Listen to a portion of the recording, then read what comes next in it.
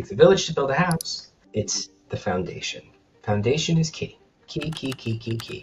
I mean, you could have a rug from Wayfair. If you've done it right and you put it with the right items in the right base, that Wayfair rug looks like you spent $10,000 on that rug. Well, I can get fancy, but who's going to pay for that? I can charge you more if you want me to dress fancy. He literally wrote, when Jason says trust him, trust him. I didn't try to throw them under the bus. I took ownership for it. And I've noticed this in my 26 years, that when you don't try to shift responsibility and you take responsibility, reasonableness is eminent.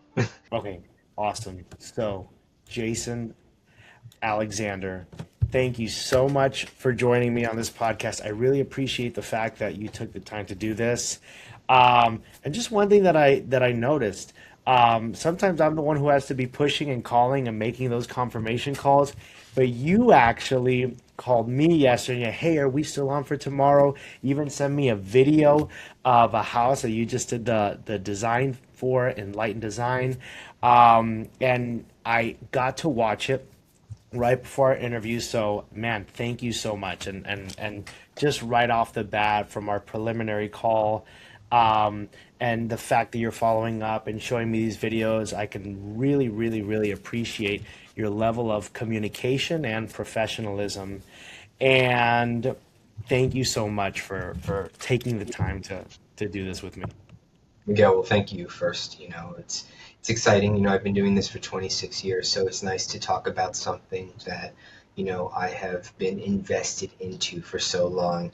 And I think that's one of the reasons why, when I actually know that I'm engaged in something and I'm committed to it, I'm going to show up and I'm going to make sure that I do the follow up. And, the video that I sent you, having had just that air on Saturday for Channel 10 SoFlo Florida show, I wanted to share that because that was a little bit of the topic, that we were going to be talking about. What is design when the client is considered? What does this enlightened design look like? What does it look like when you're designing for a client for all of their needs and wants? So, one, I appreciate you working with me on this because it's a topic that is obviously passionate to my heart, as 26 years of doing it, but it was really a given gift from childhood. So, it's a cool experience to be able to have the conversation.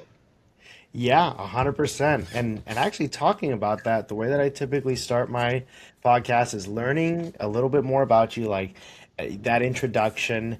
I know that you moved to Coral Springs at a very young age. You studied model homes. Your first design was actually your mom's condo, right? Yeah, totally. And then you worked in hospitality for 10 years, which is something that we have in common. So that in guest relations. So obviously that really helped a lot with interacting with clients, which is extremely important. And then you did that for 10 years until finally somebody really believed in you. They saw that natural talent that you had, which you call the God-given gift, and you just went into it, and it's, you've made it. I did. Well, thank you. Thank you for, remembering our conversation and remembering those pieces for me, because that's really what it was. And having the previous experience in hospitality like that, as you and I both had that experience, I really felt like it was laying a beautiful groundwork in understanding expectations and what it meant to work with people of means, and what their expectations might be, but also how to engage, because it really is an art form to be able to engage and develop a trust and a symbiotic relationship between the client and you. That's how great design is actually captured. Hmm. So that's important. And having those pieces, having it from a childhood gift into an adult gift into application, was a really cool way for me to see how it all developed. And now being here and being able to engage with clients and really develop homes that truly represent them is a cool experience. Yeah, 100%. I love the fact that you work with a lot of end users, because I do the same. And those clients, I think you told me while we were on the call, you have clients 3, 4 years later, they still text you, message you, and they're, oh my gosh, I love my home. Thank you so much. It's so meaningful. And So tell me a little bit more about that, and also about how you designed your mom's condo. So that's my favorite part is the connection with clients because to me, it's the connection that really is the enlightened design. That connection that you develop also connects to trust. And when you have those two elements, that's how you really get to the design that you get 4 years later, 3 years later, 5 years later, a client sending me a text or giving me a call or sending me an email saying, all these years later, and I still love it. I had a client recently review me on Google, and I did her house 4 years ago. And in the Google review, she wrote that it is one of her favorite homes to walk into. She really feels that it was a reflection of her. She loves how I listened and how I focused on it being them, not me. How many designers come into this and they want to make it about them, and it's not about them. It's about taking their experience and melding it with the client as to then who is the client. And sometimes the client doesn't even know what that actually looks like. How do you ask the right questions and listen properly to get that clearer picture as to what does that look like at the end, and how do we make a house reflecting them, not me? I don't want you to walk into one of my clients' houses saying, you had Jason with J. Alexander Interiors do this. This looks like all his houses. That's a one note designer, and that is not a complicated end to get to. It's more of a fulfillment when you can actually bring that personalization, discover what is their special twist, what makes it them, and then really translate that into full design. It's not only a challenge, but it's also where the most fulfillment comes for me. That's where I get the, yeah, okay, we got this. This is right. This is spot on. That's for me where it really is. Yeah, 100%. I was actually watching the YouTube video that you sent me of that house that you designed, and you mentioned in that video, you're like, hey, sometimes my clients will, if like, for example, they're moving from house A, their old house, to house B, and they'll bring certain things with them. And you say, hey, we will take some of these pieces, which, obviously people bring them with them Yes. because those items are near and dear to their heart. They're part of like a family heirloom type thing. And then you draw inspiration from these, I guess, heirlooms that people bring Yes. along with them. So you really, really, yeah. Do you have any stories of where you took like some heirloom, and really made a beautiful feature out of it? So I would say there was a project that we did down in the Gables. It wasn't necessarily an heirloom, but the client had quite an extensive art collection, Hmm. and it was a very diverse art collection. So there's bronze pieces and paintings and oils and glass sculpture and very broad and very outside of the box. And Hmm. so when the clients presented it, they were building a house in Coral Gables. It was 12,000 square feet, and they wanted to do this French chateau. Yet their personal style is not necessarily French chateau. So how Hmm. do I take this architecturally designed French chateau and make it them? And being able to meld and find. So what we did was we took artwork that I knew was important to them, pieces that I knew were an investment to them, and I was able to delineate exactly where they were going to go, feature them, and then build the room around it. And they had a party not that long ago of a launch party after it, and they had brought everyone in, and the house is obviously completed now. And one of the artists that they have a lot of his pieces from, he has his office out of Monaco, and he's Russian based but lives in Monaco now. And he came up to me and, in his very strong accent, said to me, I didn't know how you were going to do it. He said, when the client approached me saying that they wanted to do a house around their artwork and with having all the facets of the artwork that they had in collection, and not everything harmonizes with each other because they're very individualized. He's like, how you manage to make it all work and everything has a place. We were able to design proper niches for the brass sculptures and for all of the pieces that were floating, putting the lights on it, putting the glass Murano pieces that he had, commissioning the new pieces. He's always adding a new piece, a new piece. But how did we make the core? decor support that? How did we make that feature? Like even down to the dining room, they had these very over-the-top avant-garde chairs that were gold and sculptured, and they were red velvet. And so what I did was I featured his artwork that had this beautiful royal blue. And rather than doing a busy table, I went with an all clear glass base with a clear glass top featuring the chairs, but chose that same blue color that was in two of the paintings in the accent of the room, and I put that blue on the chairs. And so it really just made everything flow, that each piece was made for that individual, and it just made everything flow. And connecting it all, that's the key, is how you can be very different. You can have those unique pieces, but what's the core that's keeping it all harmonious to keep that flow going? And that's really the art of design, knowing how to do that. And there is my 26 years and instinctual gift coming into play. You don't learn those things in school. Those are the things that you either have naturally and then you refine through application and experience. Yeah, that's amazing.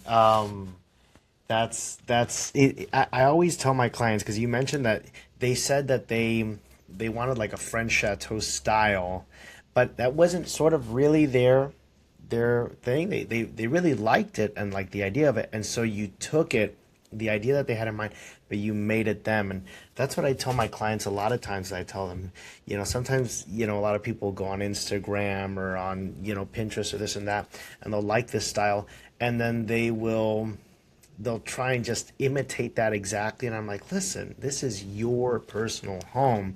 It's okay to draw inspiration from that, but don't be afraid to make it your own. Agreed.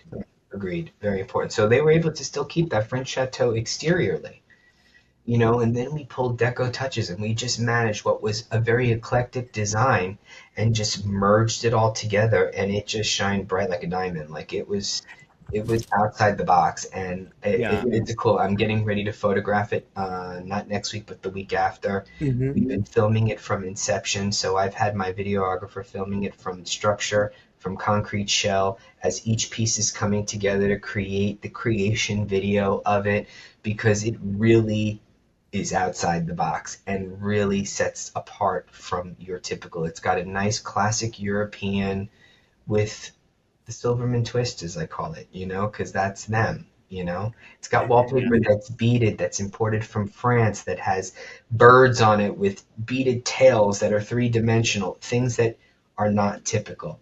And it Yeah. works. It works, and they love it, and they walk through. I get calls from him all the time, and he's telling me, I love the house. Now, he gives it a special twist when he says it in his delivery, but he always tells me he loves the house and that they love every minute of it. And that makes me happy. There's where it fills my heart to do what I Yes. do and allows me to then want to then take it to the next person and to the next person and see how I can inspire the next person to love their home. I met with actually a Yeah. new client yesterday and we closed it. And I told them as I was leaving, I said, "This is going to be the favorite house you ever lived in." I said, "I promise you that." And they were like, "We look forward to it." I'm like, "I guarantee it." Yeah, yeah, it's amazing. It's so fulfilling, more than any paycheck. And obviously, we're professionals and we have to make a living. Yeah. But man, I remember we did this house in Fort Lauderdale, and it was one of the most complex projects we ever did because it was an existing waterfront home, and we did a second and a third story addition already on an existing structure. And the third story was a very active rooftop with like an elevator. And so we were very happy that we were able to do that for the client and just achieve it, because it was a tough project to do, deal with all the existing conditions. But anyways, we forget about it and we keep on to our other projects. And then like a few months later, man, he's the owner. The word is he's very generous with the house. So he has like family members always visit, and his very close people who are very close to in his circle, they go visit. And the owner's rep, who was the first guy who ever interviewed me for the project, calls me months after we'd finished, and it's like Saturday, and it's like 10 p.m. at night. The guy's late. He's enjoying the house. Sends me a text. He's like, "Oh man, you guys did such a great, job with this. You guys did a bomb." He sent it as like a video, and I was like, "Man, that message was worth so much more, and you're constantly getting that from your clients. And Yeah. it's like what you said, it's for the love of the game, Yeah. and for making people's dreams come true. That's what you're doing. Yes, it's the passion of it, and then it's making their house a reflection of them in a place that they identify with. You Yeah. don't want them to feel like they don't belong in it. And how many people hire designers or contractors, and the contractor will give them just what there is their normal stamp out or what is their most familiar. It's what that's easy for them. They have a thing, they have a groove. It's like going into a GL home. Every home is the same with a different twist, but to Mhm. do those mass construction homes, every home has to have some similarity that has a stamp out piece. Now, how do we bring that customization to personalize it? Even in those GL homes, I've done a few of those, and I keep finding ways to make those homes a little different and a little unique. That the clients that I do their homes with, they have people that walk in and go, "This is a GL home?" Like exactly. It's a Yeah. GL home, but personalized to the client's representation. Yeah, 100%. One of the things that you mentioned was that you call yourself the keeper of the details. And I think you just proved it previously when you said, "Hey, this piece of artwork and this piece of artwork, they both were different pieces, but they had the same blue." And so you incorporated the blue into the chairs of the dining table, and you tied things together. So one thing I always tell my clients is that construction is made up of hundreds and thousands of micro decisions, Hmm. and the majority of them probably end up in your hands. Because I'm building, I do custom homes and I do a lot of remodels and additions. But I realize sometimes where I have my greatest amount of work is in the selection of the finishes.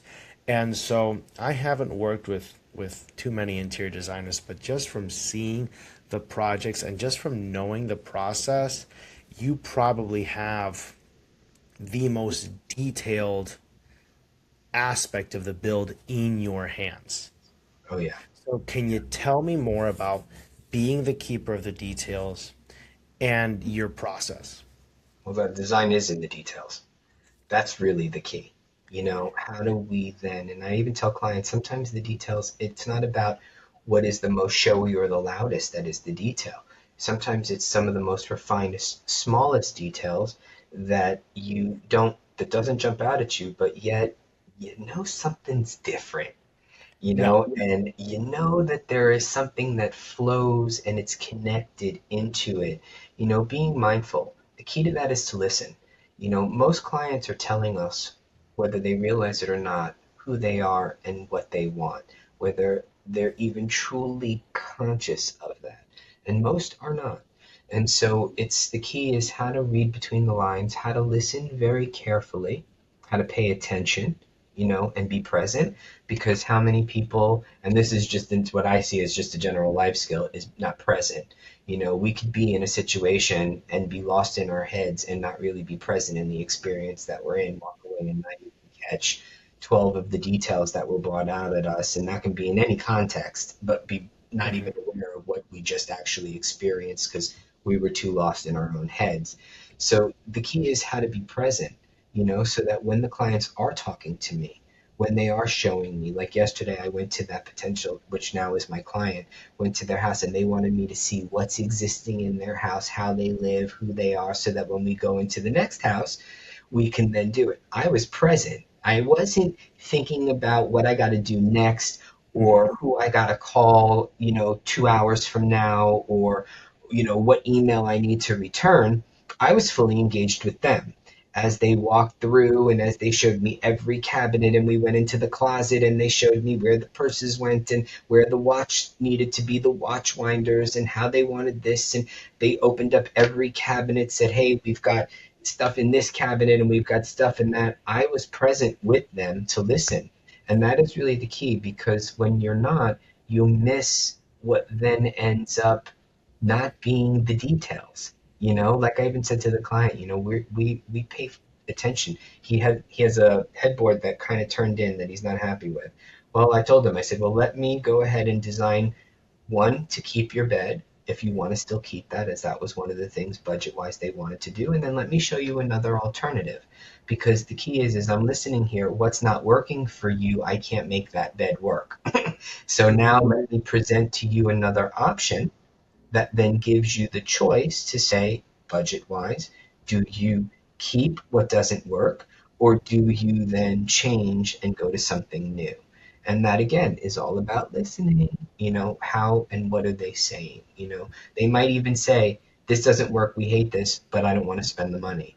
That doesn't necessarily mean they don't want to spend the money. That just means that right now in this moment, that's what they're saying, to either double down or to be budget conscious. But when you present it to them in a way that shows them the two options, clients usually go the way that actually appeals in the big scope of things. Yeah, it really is about value. I agree with that 100%. I recently was looking at a job where I walk through with the clients, and in my process I typically like to give them like three options, like three tiers, like, hey, this is the basic to solve the problem that you say that you have. This is like the median with like, upgrades, and this is like the ultimate dream home feature, for the build. Yes. I remember very recently I met with some clients, and I mean, I'm blessed. These are really awesome clients. When I first spoke to them, he told me, hey, yeah, our budget for this, I'm expecting it to be around 250K. Well, I created the three-tier option. The lowest one, it gave them sort of what they want, um, and sort of capped it at that. It's the way that the project was designed. Because, as you said, you got to listen. And they were like, oh, well, we might want to have an outdoor barbecue, and we're going to end up painting the house. And then we probably want to have all of the overhangs be consistent. And so that was when I listened, I was like, okay, well, let me just add these features as like the ultimate dream home package. They don't have to do it. Guess what? That was like $200,000 more than the budget they expressed they had, and they signed on the dotted line because they saw the value. They're like, oh, well, we don't have to break it down into multiple phases. We'll just do it in one shot. And it's exactly right. Some people want to be budget conscious. And what I've learned is that, again, people will give you that initial trust. And correct me if I'm wrong. I'm not, has this happened to you where the more that you work with people and the more that they start trusting you and seeing what you're doing for them, the more that they just expand their horizons. Yes. So trust is really the key, and trust takes time to develop. You don't, I would say that I get the opportunity when people are referred to me through some of my other clients. Trust comes a little bit easier because of the referral that they received and seeing the work that ended up being the outcome. They'll come into it with me with a foundation of an open, blind trust to start, and then we just have to nurture that and develop that they know that I'm in it for the greater good of the project. Um, but for the clients that don't have that intro to me, that's the key in how to establish that. One, being a voice, because if you are a yes man, even as a designer, how many designers come into it yesing the client, yes, yes, yes, yes, yes, but that's not always what the client needs. And Mm-hmm. you have to know when to say, I hear you, but I would not recommend that from my professional perspective. I don't think that is the right approach. And giving them that opportunity to be challenged too, because that's why they're hiring you. They're hiring you to, one, to design and develop a home that's a reflection of them, but to pull them out of their box, out of their comfort zones. So by you giving that one client multiple tiers and saying, okay, here's us respecting and honoring your budget. This is what this gets you. Now, if you want to expand that to get these full details, you can take it to either this tier or this tier, and this gives you what I call the designer pimp version. This is the pimped out version of it that gets you all of these needs and wants, and at the end of the day, I think is best for you. But again, out of honor and respect to the budget, and that's the key that they need to hear, is that you're not there just trying to fill your pockets. Because unfortunately, both contractor and designer get bad reps for that, because there are a lot of many contractors and designers out there just looking to fill pockets, not coming into it with an integrity or a desire to build the relationship or pay attention to the details, just want to stamp out the work and move on to the next. And when you approach it more intimately and more personally, that's where then great design is established, not homes that they just exist in. that they Yeah, truly. 100%. That makes a lot of sense. It's just having that transparency and that trust, which is something that is one of your core values. I think on our Yeah, preliminary call, you would talk about it a lot, is yeah, that people would trust you and how you would get to know your clients by actually listening to them. You told me about that.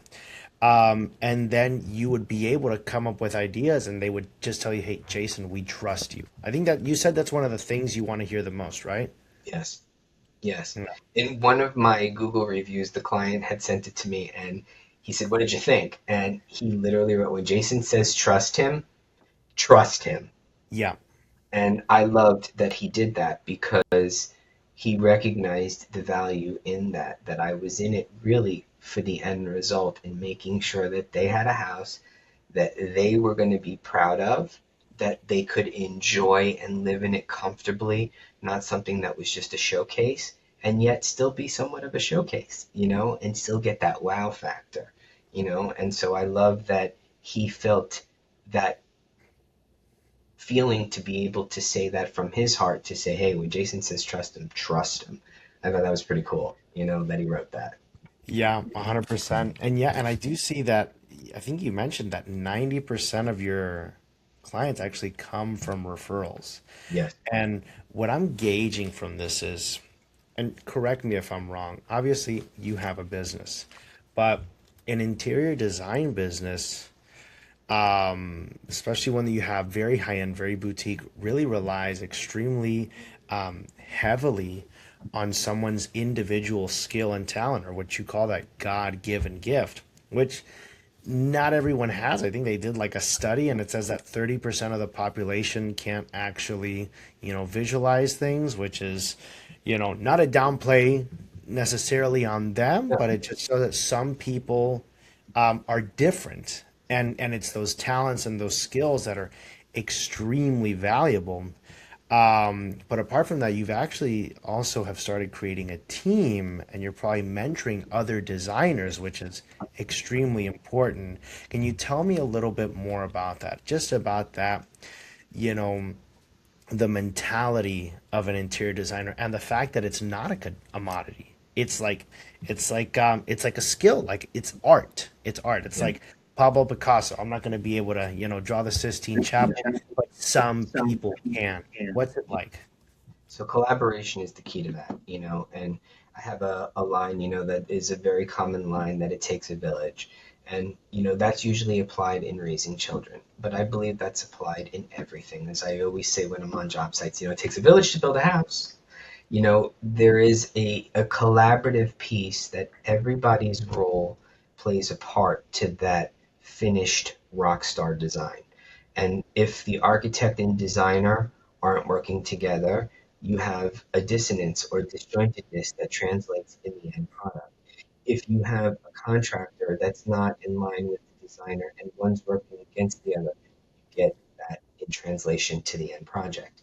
It goes back to me with my designers as we're collaborating on design to create it for the client. If we are not in line, if our collaboration isn't harmonious, it's going to show in when we pitch to the client. If it's disjointed, if it's off, if it's disconnected, that energy is going to translate in the work. So it's important in that collaboration. And I've really been blessed to have designers that work for me that we are just harmonious in.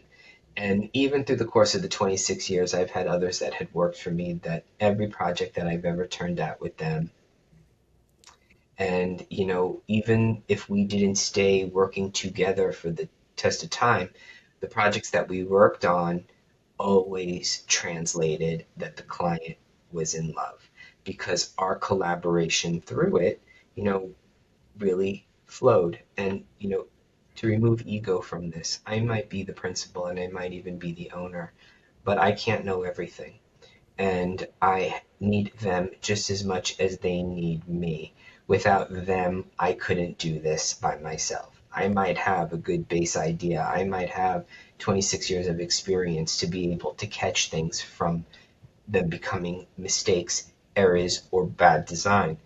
But I need us all to really achieve great design. It cannot just be with me. So you got to really be able to remove the ego out of this too.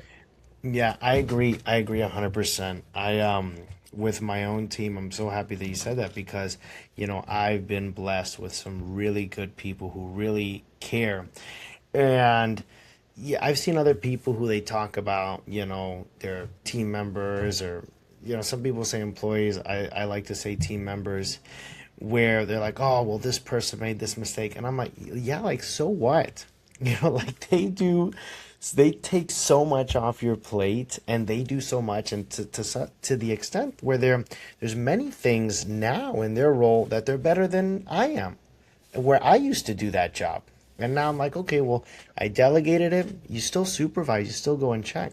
But it's been a blessing, to have those people on board, and it actually helps you serve your clients better at the end of the day. The fact that you have a team, you're not a one man shop, you're not a one man show.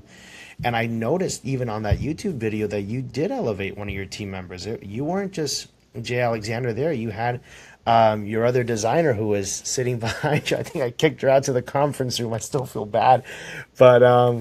it looks like you really even helped to bring her into the spotlight as well, which speaks volumes. It's funny that you said that because a friend of mine who watched the video with me when it came out, she actually turned to me and she said, all you kept doing was giving Nalu the credit. What, you like the ego in it, my friend actually having the ego in it to say, you didn't make it sound like you did anything. Now, I disagree because it was about the collaboration. In that video, if you listen to me, I was the foundation of the whole design. But I acknowledged where Nalu's strengths were in creating certain details. And yes, I wasn't there to be the all in it. It was about a team. It was about a Yeah. collaboration. It was about how her and I worked together to create this great space that the client was happy. Me needing to shine brighter than her was irrelevant. But yet, my friend who watched the video, that was her first instinct. And I thought, interesting. And I was glad that it actually went the way it did because that was all natural.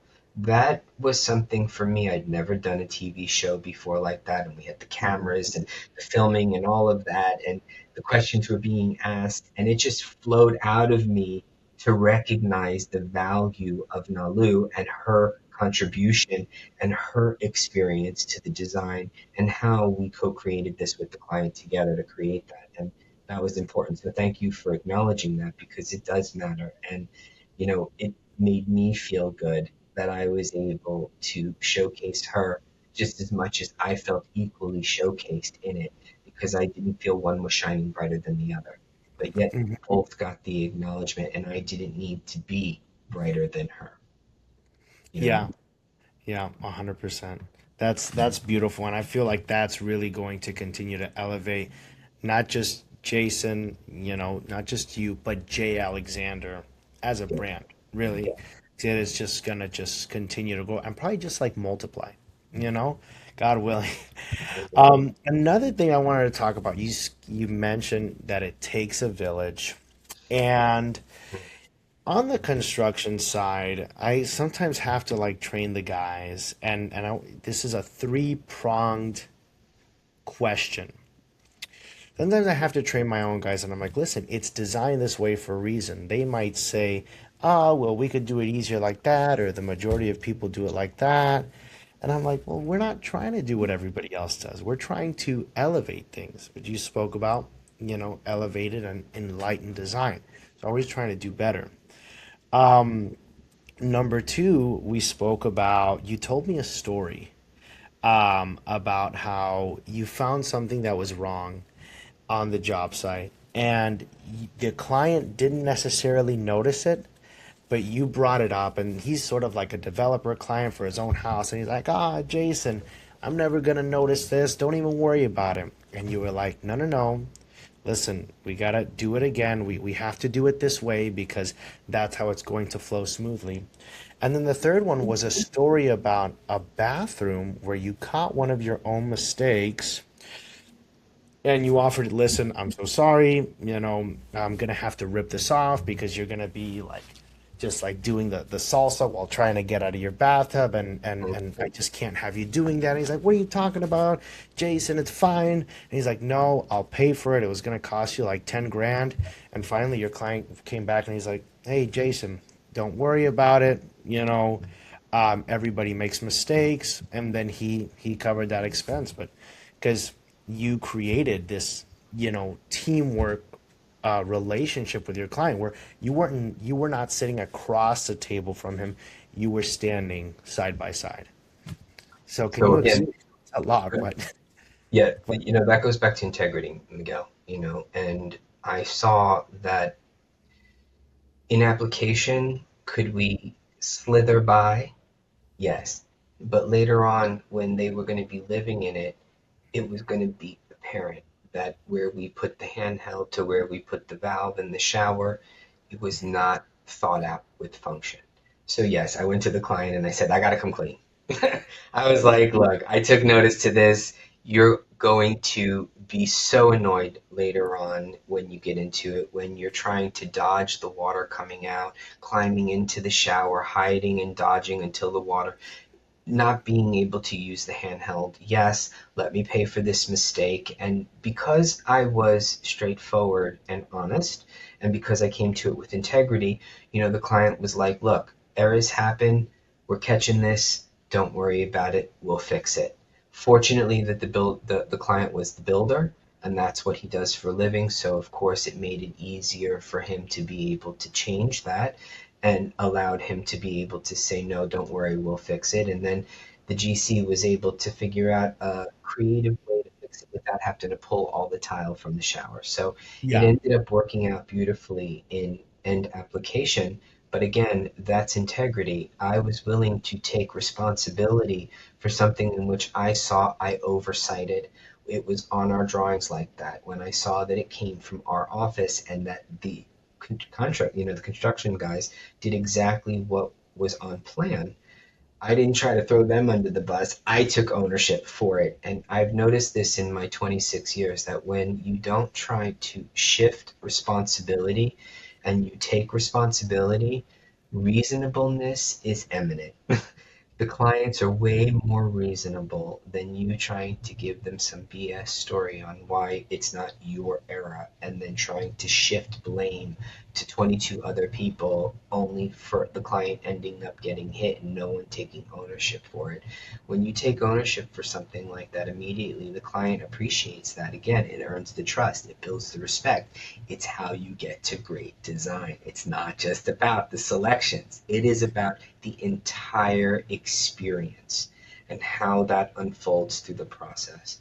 That's also what makes them come back 3 years later, because they didn't walk away with bitter feelings. They didn't walk away feeling that they got taken or ripped off or taken advantage of, or felt like they didn't get heard, or that this isn't what they wanted, or that this is an annoyance. That's how you get. It's not just about, hey, the house is really pretty and I love it at the end of the day. 4 years later, it's because the whole experience that they walked away with was right. And that's how you get to that real true sweet spot. That's how great design is created, in my opinion. yeah, 100%. Everybody will be very willing to recognize that and appreciate that, the fact that you were honest and transparent. And everybody knows that they're not perfect. No. I've only met one person on a job site that claimed that they were perfect. There was this crazy guy. It was a job that I went to see. I was invited over to see it.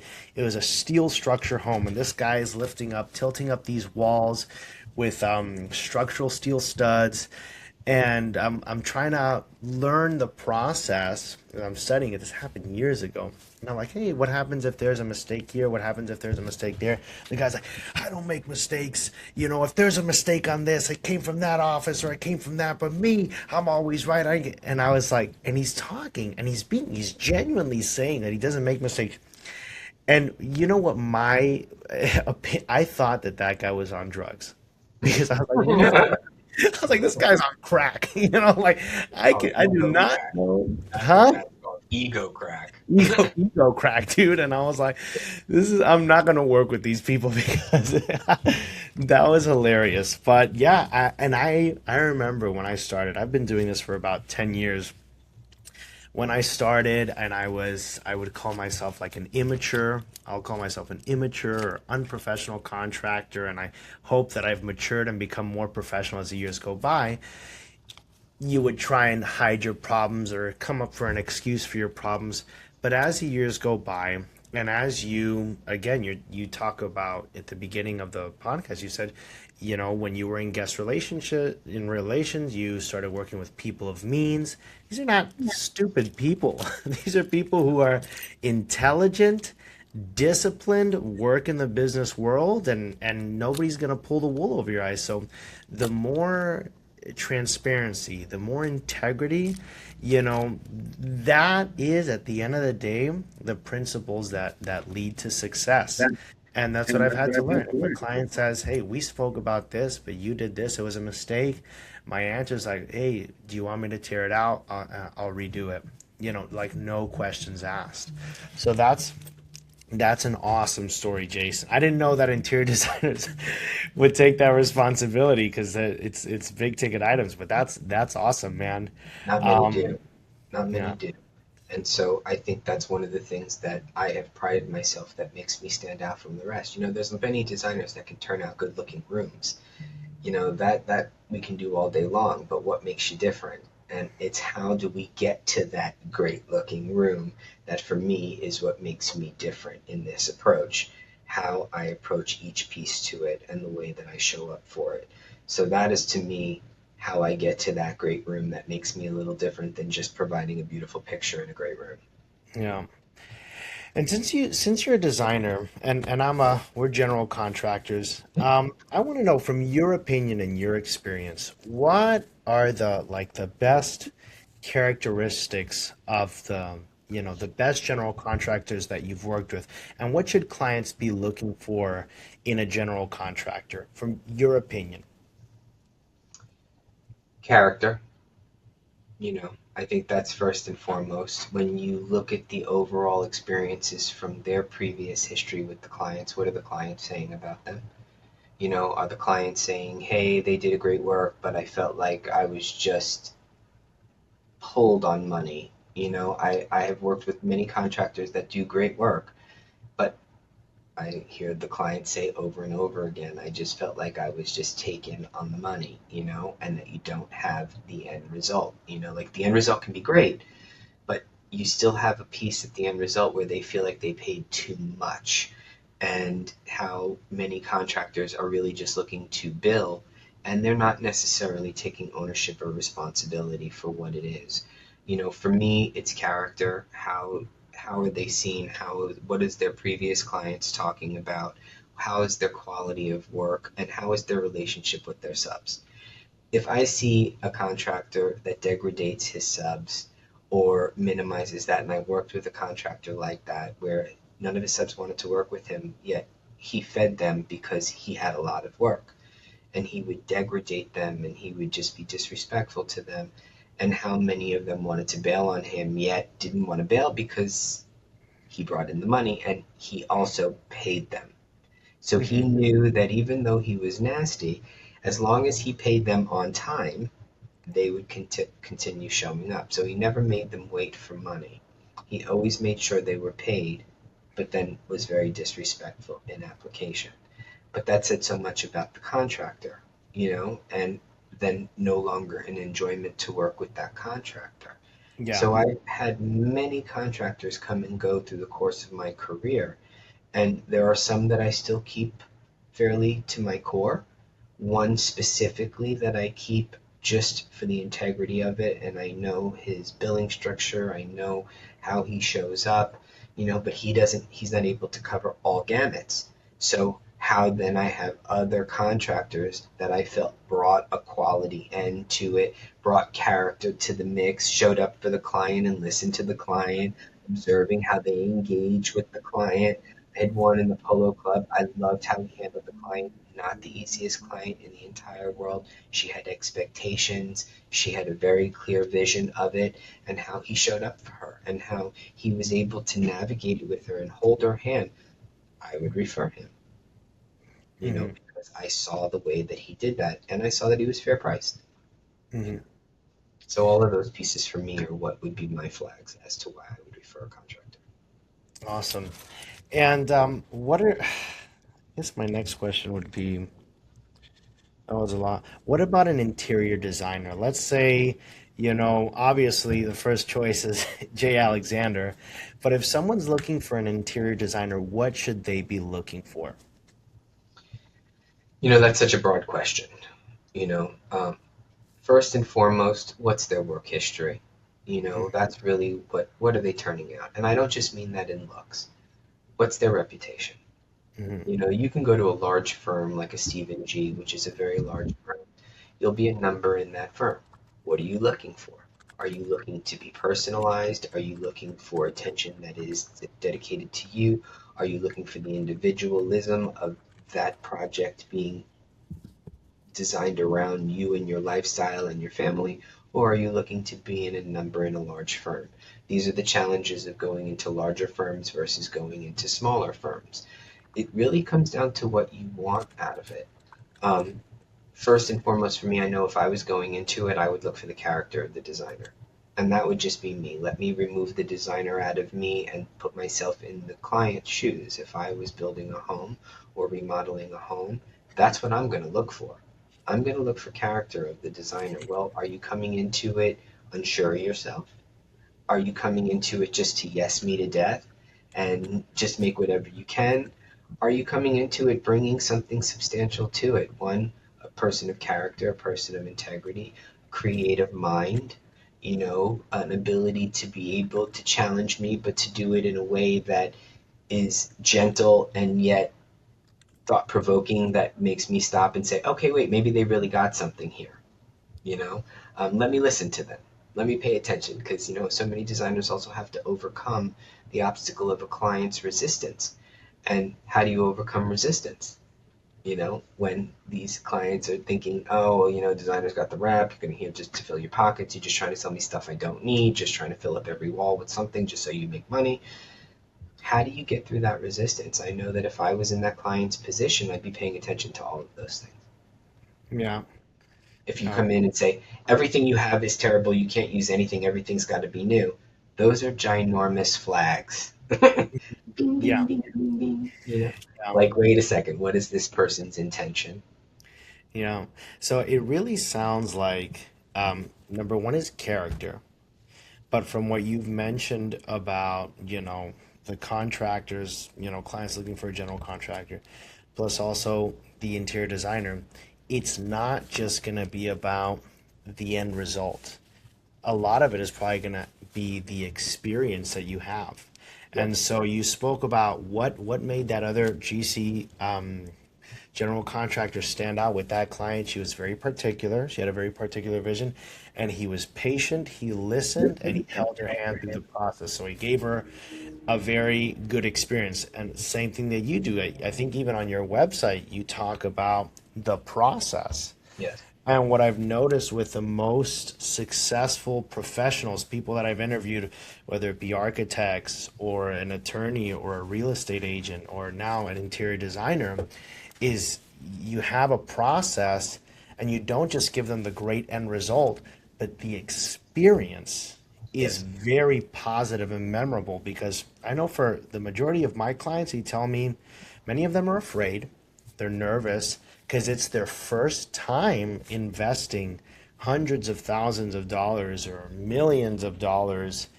It's the first time and some of the largest investments that they'll ever make. So tell me about your process and how you tailor your client's experience. So, again, it goes back to listening. Key. Um, is this their forever home? Is this a second home? Is this a home that's temporary?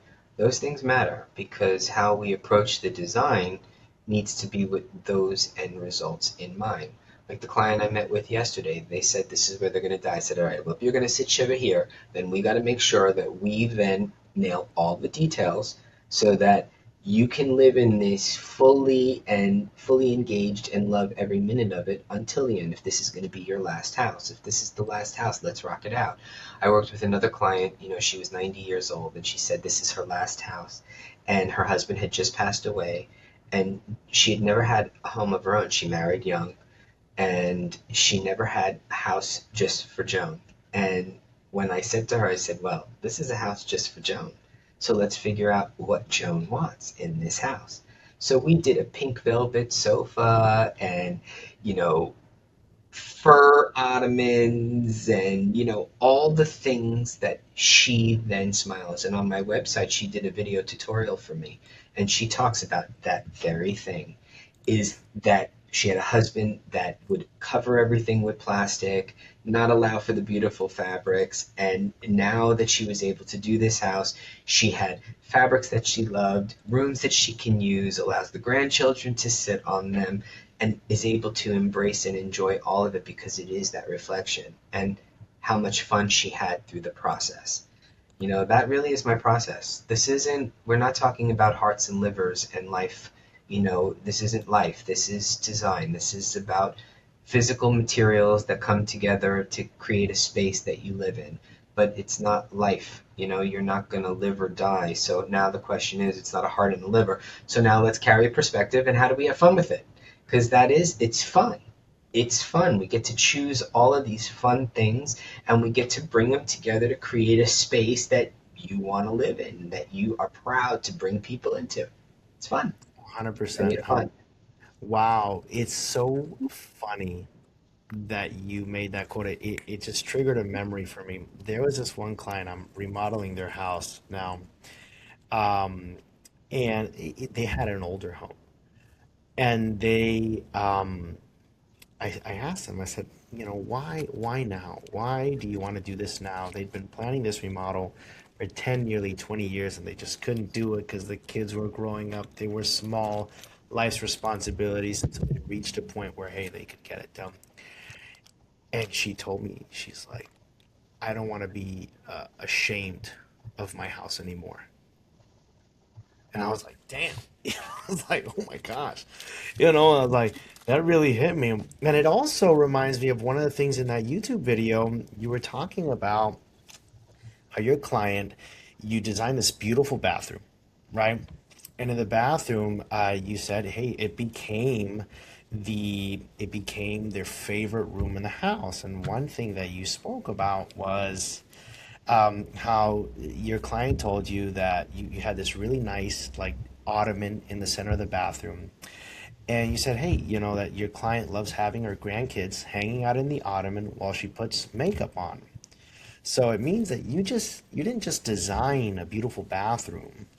You've given your client this possibility of having more time and interactions and memories with the people that she loves the most.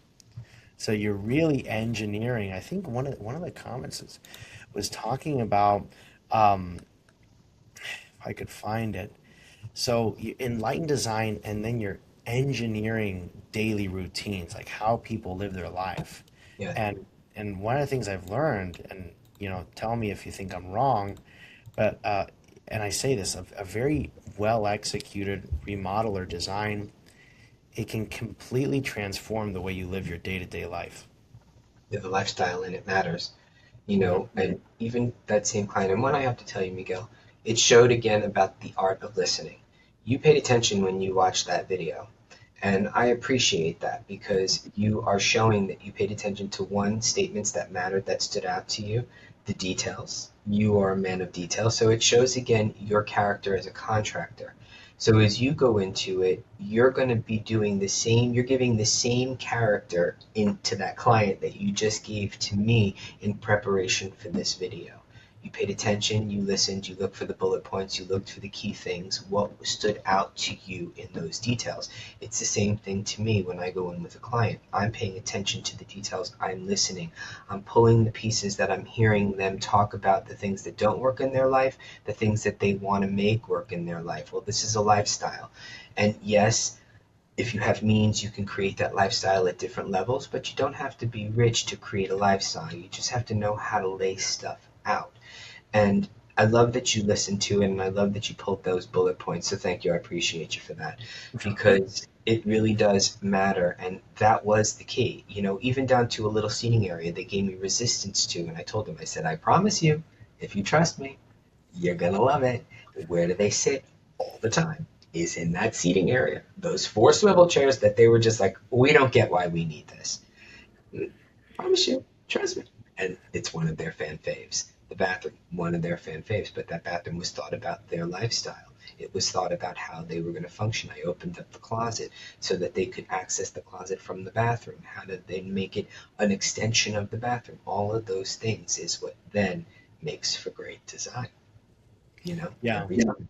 100%. Thank you. You made me blush a little bit.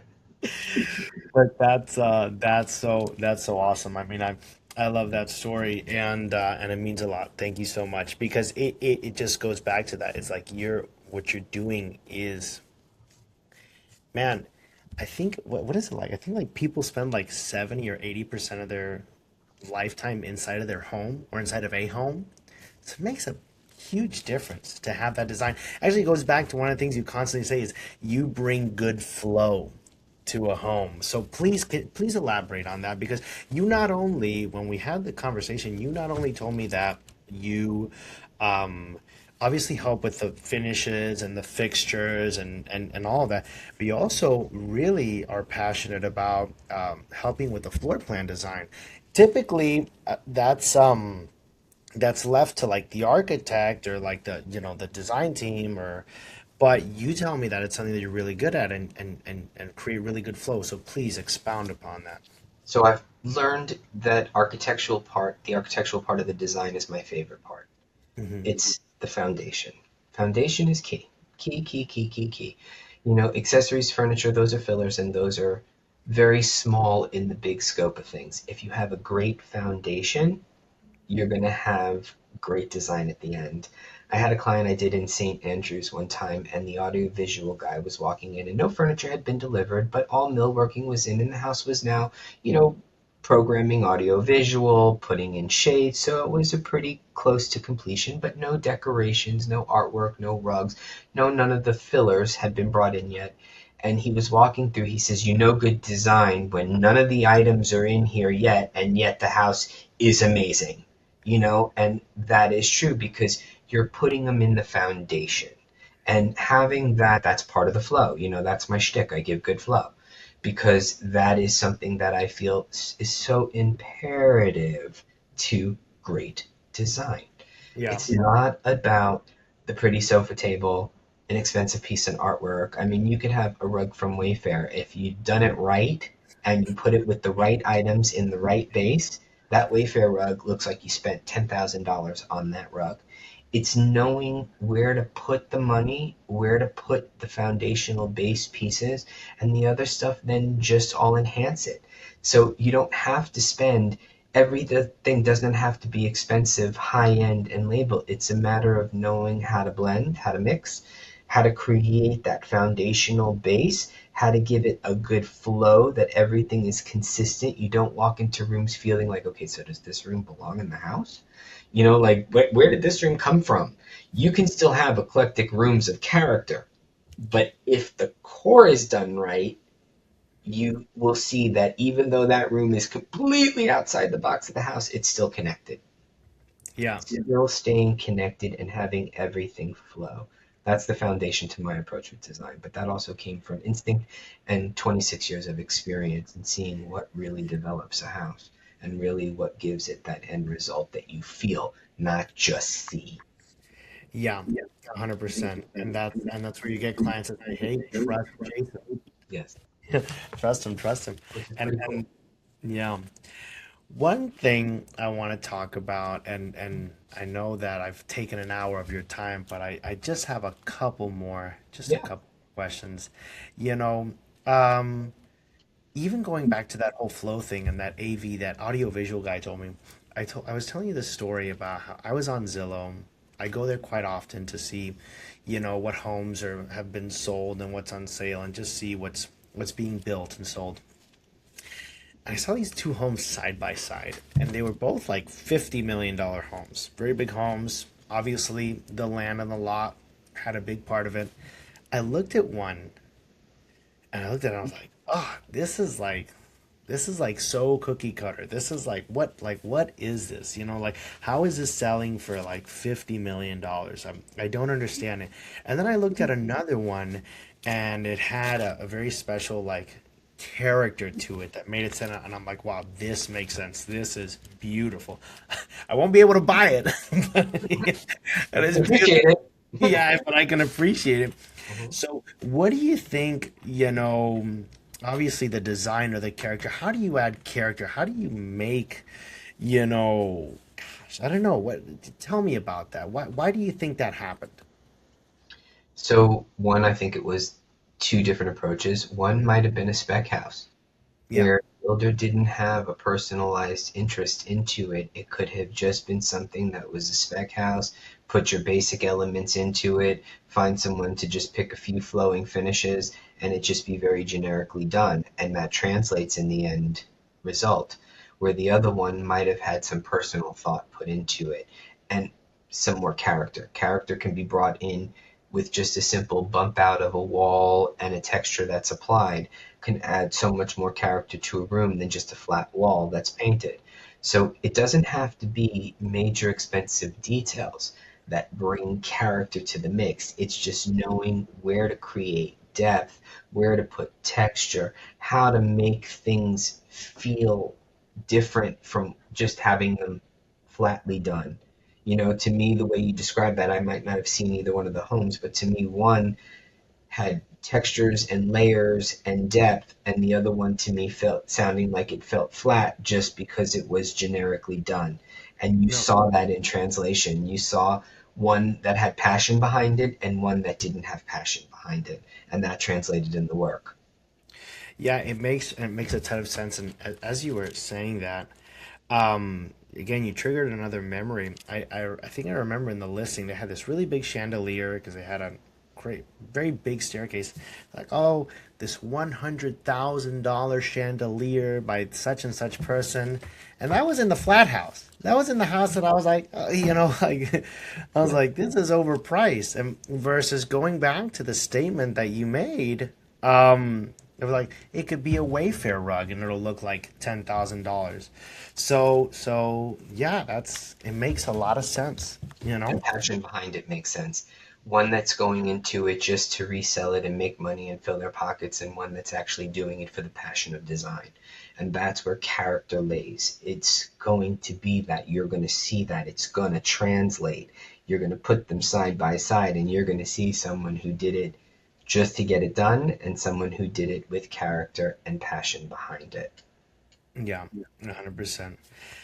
One of the last questions that I have before I, wrap it up is we spoke about managing expectations, and I think this also has a lot to do with transparency, integrity, honesty. Sometimes you can't time things so properly.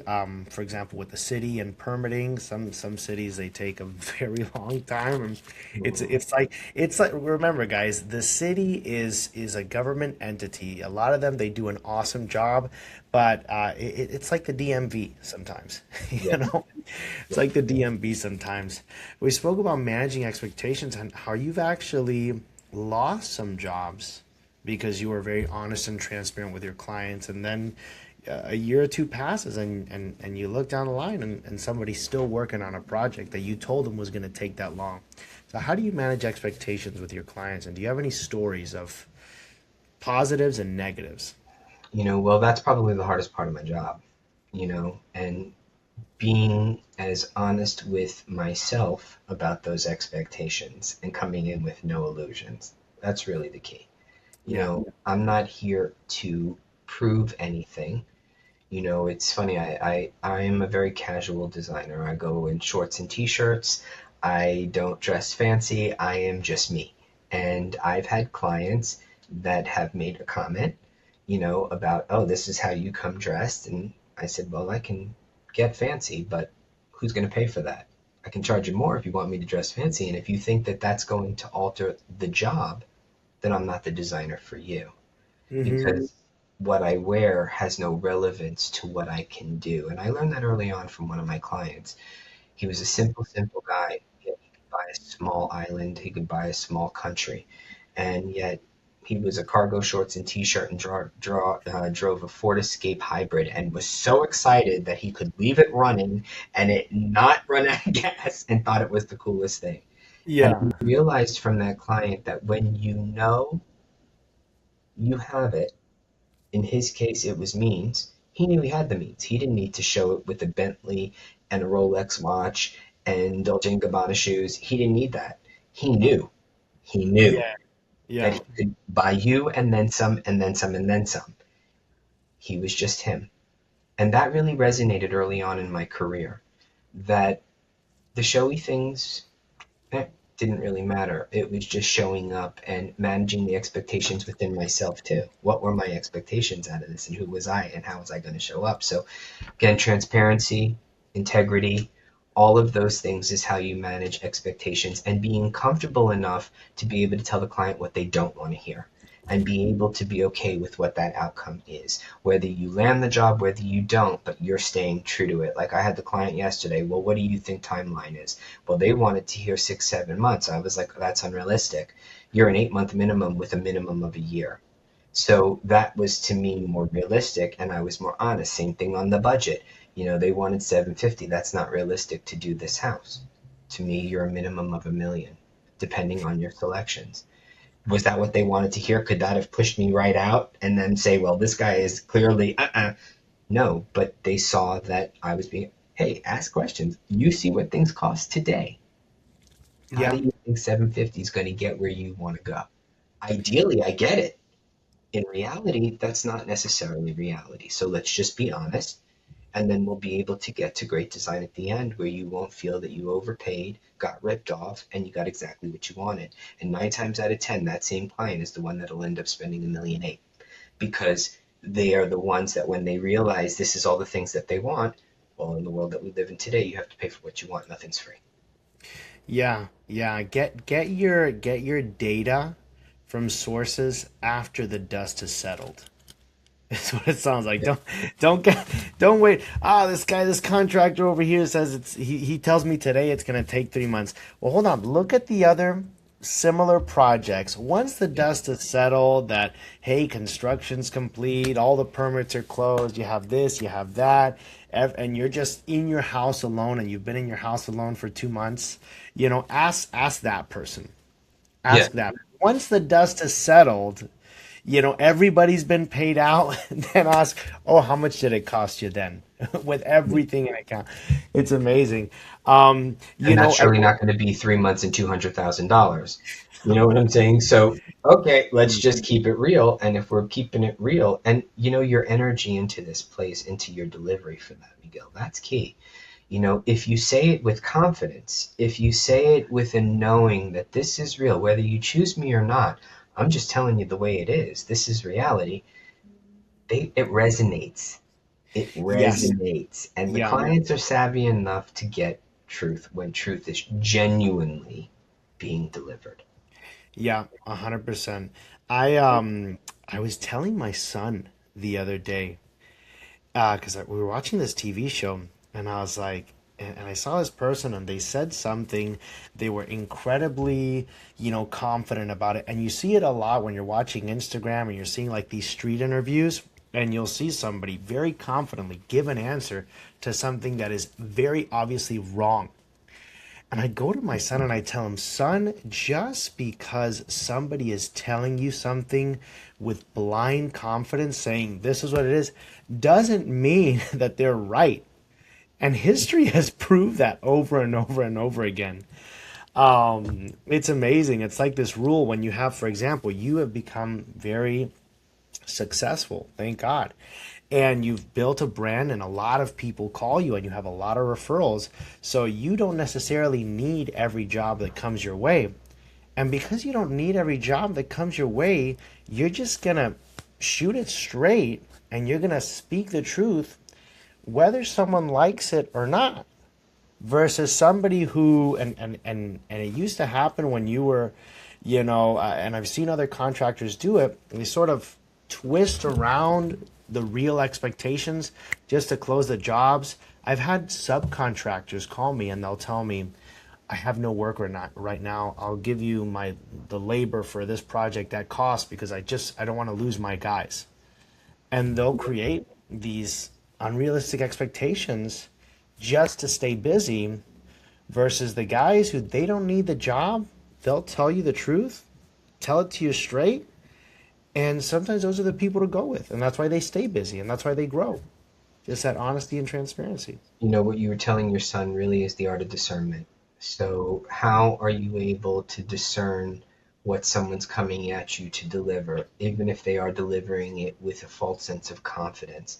But Yeah. even in that false sense of confidence, if you see someone who isn't being true to it, if you can refine your discernment to pay attention, you'll see it. It won't come across as confident. Even though on the surface you can play confidence off on an Instagram 30-second thing and make it sound good. You can pull off a false sense of confidence in a moment and a quick moment, but if it's not genuine, truly genuine, if you have the art of discernment, you are able to sniff that out. And that's a life skill. Yeah. And I love that you're choosing to teach your son that don't listen to everyone who just has the illusion of confidence. You got to look a little deeper. Pay Yeah. attention, listen a little harder, because that same person is not going to be clear. Take past 30 seconds and keep asking them the question and see if it's consistent. Because that Yeah. person's going to sway at one point if it's not coming from who they are as a core principle, if it's just coming from what they think you need to hear. Yeah, that that's how like detectives do their job. My wife, she'll go like on the phone and she's watching all this true crime stuff and she talks about how the detectives will sit somebody down in the room and they'll be, "Oh, hey buddy, you need like a soda, you want to smoke or whatever." And this person who's guilty, like they can't contain them for too long. The detectives start, "Hey, tell me the story, tell me the story." And it's very hard to keep track of a lie. Yes. It's very easy to always remember the truth. And You don't so have to you, remember it. That's the beauty of the truth. You're not yeah, remembering it because it's the truth. You're never going to yeah, forget it.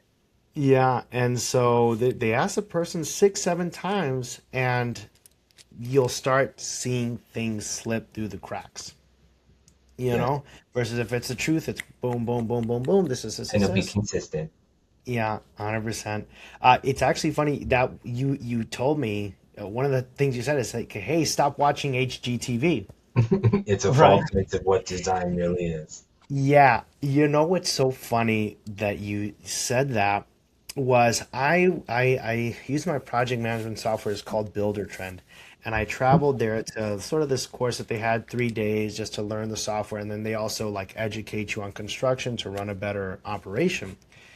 Anyways, I was leaving, and one of the guys that I was taking the classes with was another contractor, but he actually worked with HGTV for about 4 years. And I asked him, "Oh man, that's so cool!" And I was like, "How do they do that?" And he says, "Well, it's super intense because they get hundreds of volunteers. They'll set up a lot and a house. They will have all of the containers and all of the materials and everything pre-purchased, pre-bought, and they'll like On again site. like yeah, on site, Uh, and they will literally be. He told me there were moments where you would have hundreds of people working on one single family home, which is not realistic at all in true like genuine construction. And he said, man, and they would actually have people with clipboards and timers timing them as they were doing the work. I was like, this is crazy, dude. And he told me, he was like, man, you would have one, it would be like an assembly line. You'd have one guy rolling the baseboards, another guy coming back, caulking it, and another guy behind him with a rag cleaning everything up. And then as these guys are going out the door, boom, the camera crew's coming in. And sometimes they were filming with like brand new, fresh, caulking, less than, you know, a minute old. Hmm. And I'm like, wow, it goes back to that sort of illusion, Yes. you know, that's created. I mean, it takes a lot of hard work, but you don't need to see that behind the scenes stuff. And it's business. But to hear it, I was like, damn, I never knew that it Yeah. worked like that. You You know? can't do an entire house in an hour. It just Yeah, doesn't work like that. But on TV, it does. And you yeah, go away and you come back 30 minutes later and everything is done. That's the illusion of television. You don't actually see what was the undertaking to achieve that, how many people had to have the whip cracked on them to get it done, get it done, get it done, and that everything was already pre-set up, pre-organized, pre-done. There, you took out all of the no, there was no inspectors waiting to inspect. None of those things applied. So it's a false sense of reality. And how many clients that love those shows will come into it with an expectation similar, thinking, oh, well, what should this take? A few months? Stop watching HGTV because yeah, no, it doesn't take like that, you know? And so that is how, then again, goes back to the expectation, goes back to making sure you're straightforward and honest with the client. How are you then explaining what the process is for some of them that don't know? And some of them yeah. are very savvy. They know this. This is not the first rodeo. They've done these homes like this 12 times and they know the spin. They're not asking those unrealistic questions because they know. Yeah, 100%. Yeah, some of those are the absolute best clients, Yes. and some of them, Are some of the most challenging because yeah, they know. yeah, Yes. because they know. Yeah, yeah, Yes. Most yeah. definitely. All right. Well, Jason, this has been awesome. Now, I have a couple of questions. I want to know, right now, as we wrap this up, do you have any really exciting project that you're working on? I mean, before I hit record, you told me you actually traveled to Orlando to meet with some clients, that they have a very unique project that you're working on, like some cat trees for them. What are you doing right now that's super exciting? So I would say that is one project that I would say is super exciting because it's outside of the box. This is a house built in 1948. They want to stay true to its bones. It's there in that Winter Park area of Orlando. It's got a lot of character. So how do we stay with the integrity of the house, giving it the character of the clients as they are outside of the box themselves? And how do we bring in the unique pieces? Anytime that we get to be creative and not be in the box, sometimes that's what the client wants, and there is a certain piece of that that we have to conform in keeping the design more in the box and giving them that timeless piece with a little touch of uniqueness, but we're not outside the box in uniqueness and creativity. This project allows for a lot more uniqueness and creativity to mix in.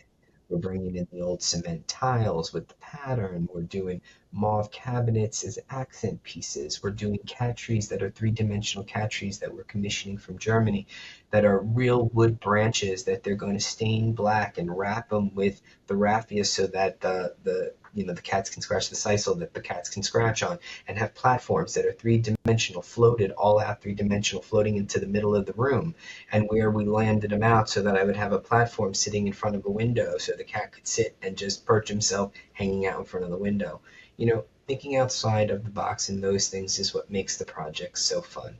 Even to the projects that might not be that creative, but if the client is open with me to be creative in their world of creativity and allows me to do things that they would not have done without me, those would be things that I would be excited about.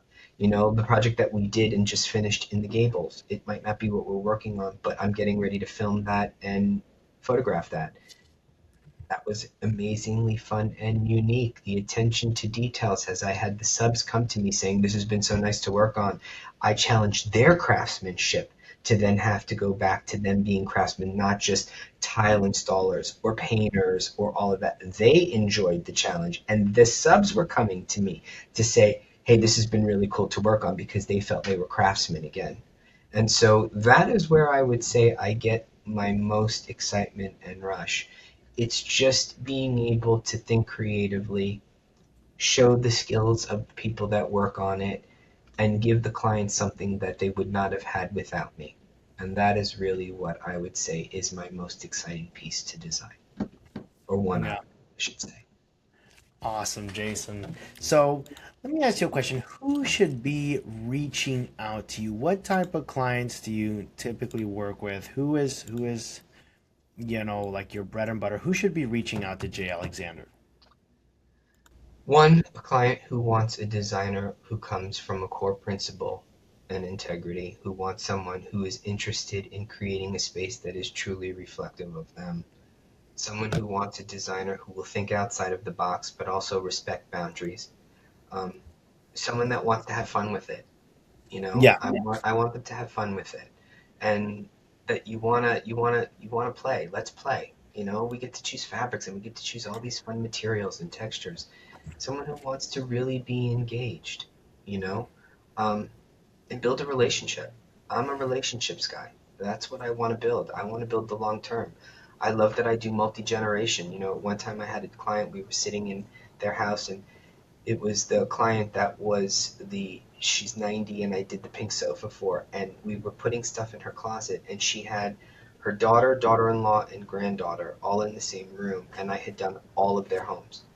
And I said to them, I said, guys, do you realize this is a multi-generational experience that we had? That is the type of client, one that wants to build a relationship and have a home that truly reflects them. That's awesome. That's awesome. Um, Let me ask you this. What is something that you've learned over the years?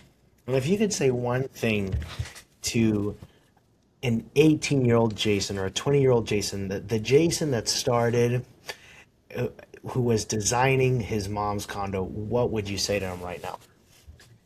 Trust your instinct. Trust your talent.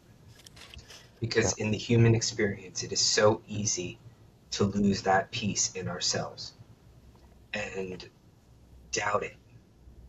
Especially, hey, comparison is the killer of joy, and how it's so instinctually natural to compare ourselves. I would definitely go back and tell Jasons, don't compare, just trust in your instinct. You will develop it. Allow the process to unfold. Mm, that's beautiful. Now, what is the best compliment that you've ever gotten? Mm. In design, Yeah, yeah, in design or in general, I yeah, with this. when a client says that they feel the home is a reflection of them, that they feel that it's their home, that to me is when I know I nailed it. It's my favorite comment, that they see themselves there, that they don't want to go anywhere else. I had a client I did in St. Andrews, and they never lived in a house more than a few years. And they are still in that house. I did that house probably 6 years ago ish. Uh-huh. And when I spoke to the client not that long ago, he had mentioned that his wife said if he ever sold it, she'd kill him. So it was a house that they turn over as part of ways to make money. And they have held on to that house because I told them it was going to be their favorite house. And Yes. it is, and they've held on to it. It's that connection that hands down is my favorite comment. When they actually feel that the house is them and they love being in it. Yeah, that's hard to achieve. That's especially in a world where um, there's a whole bunch of like track builders and they're just building a lot of volumes of homes and goes back to when your client was like, oh, this is a GL home, and you're like, it is. Yeah, yeah, but it was made for them. It wasn't just like it wasn't a one out of five like floor plans that was sold. Yeah. Even So though that's they were 1 out of 5 floor plans, how we were able to make that floor plan unique to them and make it yeah, an expression of them, which is really the true challenge of design. That's where you see someone's true skill. That I'm not just turning it out. I'm able to take a stamped out look that is 12 of them on one street and have that one walk in and go, "This is the same house? What? This, okay. Yeah. Ah, now I know I rocked it out." Yeah, that's awesome. All right, Jason, where can people reach you? How should they reach out? You prefer a website, phone call? Well, either one. We are in a day and age of technology. You can email me, you can call me direct. We're here, and we've been here for a long time, and we're going to be here. So feel free to reach out. There's the office number there. There's email addresses there. Um, Reach out. You can reach out to me via the website. There's also the office number on there that you can call me direct, Yep, and we can establish from there, and go from there. that's awesome. All right, Jason, this has been a lot of fun. I always tell my guests, I'm like, as I do this, I'm like, man, this is a lot of fun. Did you have fun? What did you think? Yeah, this has been a lot of fun. Talking about something I'm passionate about, talking about Yes, something that, when it's brought to trueness and with integrity, it creates great experiences that you get to share.